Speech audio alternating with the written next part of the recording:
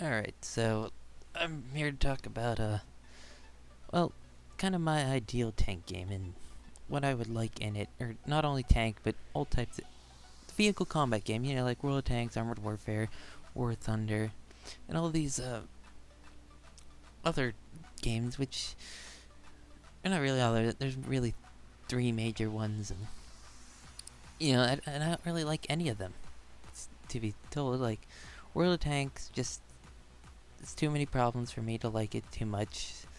Um, Overpriced premium vehicles, premium ammo, too much RNG, uh, completely made up vehicles, and stupid long grinds. You know? And Armored Warfare, however, it gets away with some of that, but it's still pretty much just, oh look, we made World of Tanks, but slightly different. Which it still has problems, and yeah. Then there's War Thunder, which I don't really like at all. It doesn't really control smooth. There's way too much RNG. The battle ranking system doesn't really make any sense. So yeah, let's talk about. I have 23 points I wrote up about what I want in my ideal tank or slash vehicle combat game. Alright, let's go over this. Number one, not free to play. I want $60 down, or 45, whatever it is, 20, 40, 60, I don't, however much it is. As long as it's not free to play. I do not like free to play games. They're nothing more than a way to gamble you out of your money. You're thinking, oh look, you don't have to pay right now, but as soon as you reach a certain point, they basically screw you over. This is especially prevalent in World of Tanks. Whenever tiers 1 to 6 is pretty good, and then you start reaching tiers 7, 8, 9, and 10, and then the grind becomes stupidly long. Oftentimes, if you don't do perfectly well, you lose money, which you basically would have to either buy a premium account or a premium tank at that point, which some of the premium tanks in World of Tanks, which I hate, are priced the same as a full game. Like the Lurker is $60. Is almost $60. It's basically the price of a full game for one model, which I think that's bullcrap. I mean, the fact that they screw you over like that, especially at tiers 9 and 10, when you think, oh yeah, I'll be doing so much damage because these guns do so much damage that I'll be able to pay off,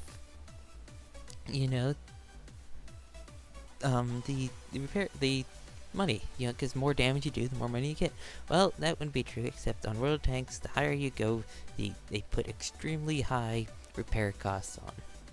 And you know what? You can do twice your vehicle's damage, twice your vehicle's HP and damage, and still lose money, just because you happen to die, even if you win, without a premium account. Even with a premium account, you're not guaranteed. So, that's another thing. They're just constant ripoff. Armored Warfare is not as bad, and I don't know about War Thunder, but I didn't like War Thunder the times I did play it. I thought it was like, I don't know, it felt clunky. This was early on. I don't know if it's gotten better, but I know a lot of other YouTubers complained about the battle rank system and stuff like that. Let's see here. What eras would this perfect tank game consist of? All the eras. It would consist of World War One, or basically pre-World War One, to the 2020s. And basically, the way this would be set up would be, you would only have vehicles fighting each other, that fought each other. Right? You're not going to have a Panther 2, which is a prototype, fighting against an STB-1, a tank put in service almost 30 years later. Like in World of Tanks. You have this in War Thunder too. Armored Warfare isn't as bad because you still have, you'll still find T-55s on the battlefield. But basically, you're going to have vehicles that are set up in 10-year periods, except during major wars. you're gonna have like maybe 1919 through 1929, you know, those type of vehicles, and then 1930 through 1938, because World War II started in 1939, so you're gonna have 1939 vehicles, 1945. So every time there's vehicles designed kind of during a major war, then those ones are gonna kind of be split off. You know, like that. The damage system is gonna, I would say, should be close to Battlefield, where your tank doesn't have like 4,000 some health, or 100 or 300 some health, 330 some health. You have 100%. And what this 100% would be, yeah, you have 100% like Battlefield.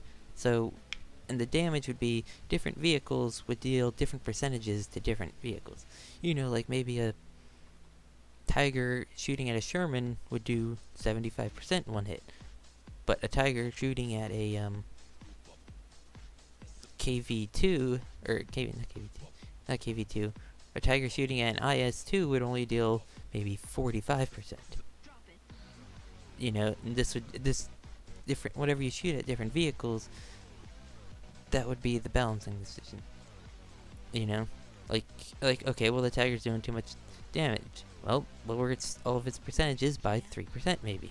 You know, that, however, being said, it would use it wouldn't be like Battlefield's armor system, which is you take damage from everywhere, but depending on the damage system, it could be like the armor system would be like World Tanks, Armored Warfare, War Thunder. We're using actual real-world values combined with Battlefield's damage system, which is depending on the angle that you took damage at, that's how it does either more or less. Like, say the guy hit you at maybe, the shell came in at maybe 30 degrees. So, to the front armor. So, if it penetrated from like an angle, it would do less than if it would penetrate from straight on. Okay. You would have all types of vehicles, from small armored cars, even even ones armed with just machine guns, all the way up to the biggest tanks.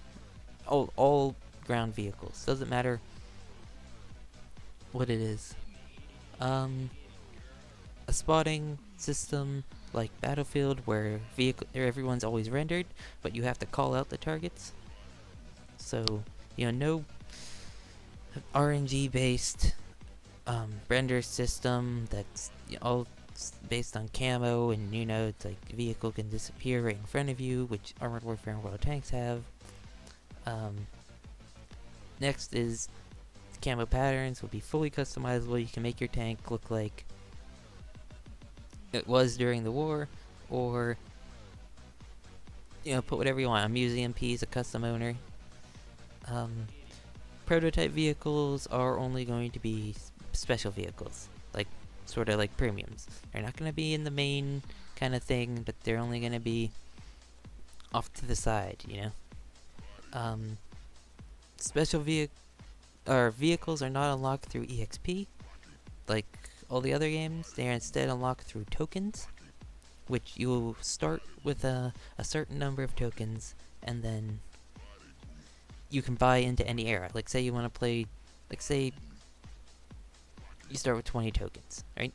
And that will let you get a certain number of vehicles in different eras. Like, let's say you can play any tank you want as long as you have enough tokens. You don't need to go through an XP thing to get them.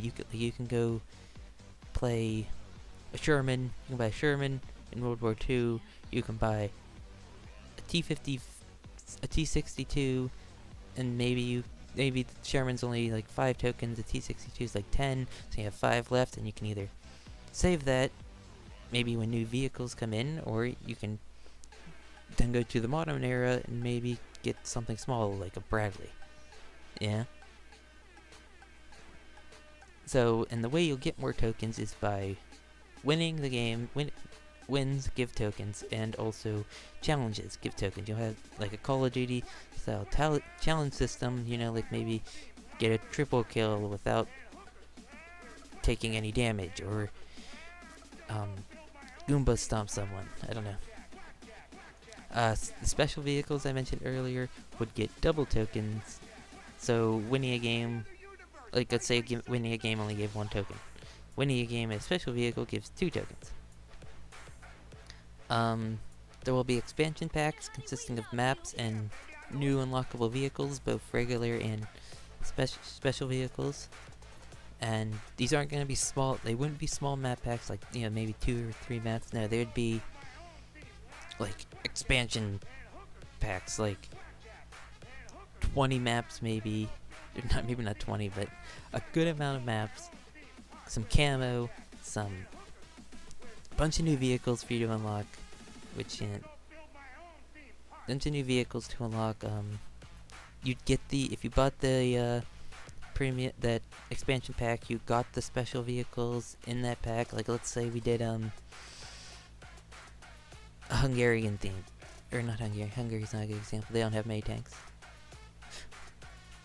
Maybe a Yugoslavia theme pack where you get like a Yugoslavia camo, you get the regular in-service Yugoslavia vehicles, and then some prototype ones, or during their Civil War they had a lot of like a field mod, I would call them vehicles. The game would have a campaign, a straight up campaign, where it would either be a small campaign for each of the eras, or you would have one long campaign showing armor from pre-World War I all the way up to the latest and greatest. The aiming system would not be the RNG-based crap that World of Tanks and Armored Warfare uses. It would be sort of similar to Battlefield, where your gun goes straight, but you have to heavily account for elevation and lead. Something that I feel that system works the best at long range, close range, everywhere, and it would work for all types of vehicles. The map variety next would be consisting of maybe your simple fields and such, to historic maps, to crazy maps, like maybe battling on the side of a volcano, giant volcano, or the battling on a bunch of aircraft carriers that are moving around. And you have to move from aircraft carrier to aircraft carrier. There would be a sort of like Battlefield's Battle Pack type system, where you have a chance to maybe get something good. You can get maybe an upgrade to a tank, maybe a camo pattern, maybe even a special vehicle that you didn't complete a challenge for yet.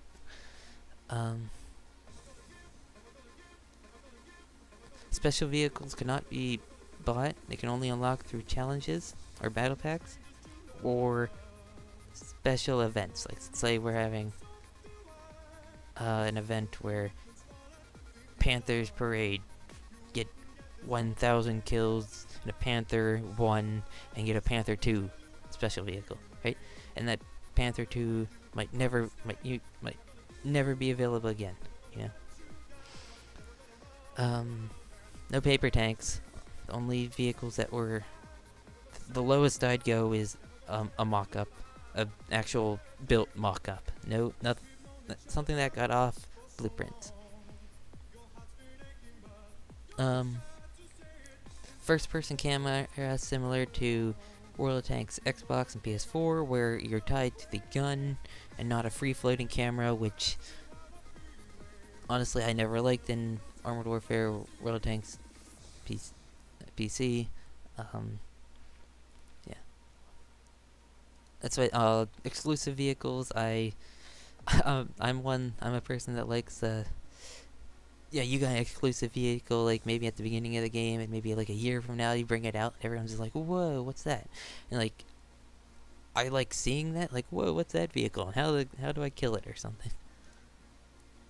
There'd be multiple different game modes, from the regular ones which World Tanks and Armored Warfare have, to maybe King of the Hill, or free-for-all, racing, destruction. Maybe which team can destroy the most amount of vehicles or most amount of buildings in a set amount of time. KV2 would be pretty good at that. Then here are the way the vehicles would be balanced. The vehicles would be balanced through what I call a point system. Basically, like, let's say you have a set amount of points that you have to reach, and each vehicle is worth a certain amount of points. So, to balance the way that the vehicles work in a, like, World War II, like, let's say, like, how do you match an E100 against an M22 Locust? You know, a team consisting of just E100s and a team consisting of just M22 Locust wouldn't work in the regular 15 versus 15 way that two of the other games do it. The way you do this is that you would have a point. Maybe the E100, since it's so big and powerful with its 150 gun, would be worth maybe 75% of your team. So now, you know, matchmaker put an E100 in there, and maybe they only have enough for, like, 1 T-34 to be extra. Well, that team would just consist of an E100 and a T-34. So you would have, maybe the other team, since it didn't put as weak vehicles, you would have, like, maybe 3 Sherman tanks, a Panzer IV, and a Pershing. Yeah, because those tanks don't take up as much points. You know? Now, the way you would incentivize people to maybe play the smaller vehicles, knowing that they wouldn't do as much damage, or maybe they wouldn't get as... I mean, since to win, it's more incentivized to spot, call out targets, move around the map more, see where the enemy's going. Removal of cover, you know? Like, I mean removal of cover, like, so let's say the guy's hiding behind a building, you use your machine gun kind of knock out the walls of them, or your autocannon and knock out the walls of that vehicle. See what I mean? Like, you would get, or maybe you can collapse the building on top of the enemy, you know? And that being said, I would like fully destructible maps like Bad Company 2. The only hard cover is rocks. Buildings are not hard cover, and I'd also like a changing maps, you know, maps that change, or, you know, maybe like, you know, like Battlefield 4 where you have Levolution. You know, some type of system like that. Yeah, I think that's everything. Oh, and controller support. Because why wouldn't you want to be driving a wheeled vehicle with a controller? Wheeled vehicles, you know, racing. Actually, and good controls. Alright, well, I think that's everything. It's been almost 18 minutes, so yeah. Hope you enjoyed the footage in the background, so yeah. Bye.